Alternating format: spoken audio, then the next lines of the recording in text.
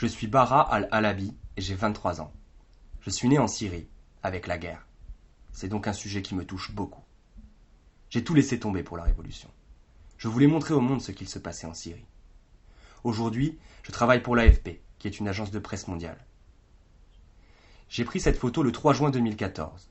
C'était un jour important puisqu'il s'agissait du jour de l'élection présidentielle en Syrie.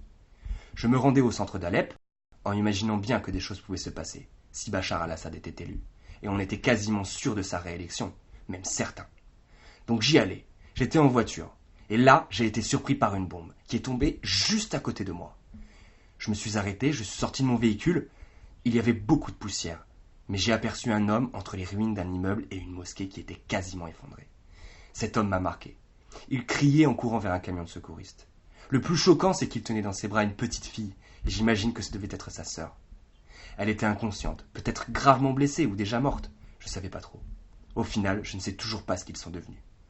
Ce cliché est très représentatif de tout ce qui se passe tous les jours là-bas.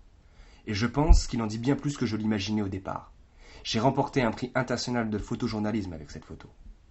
La Syrie, c'est des gens qui revendiquent la liberté, et je trouve important que le monde se rende compte de la réalité de la guerre, et qu'il apporte son soutien par n'importe quel moyen.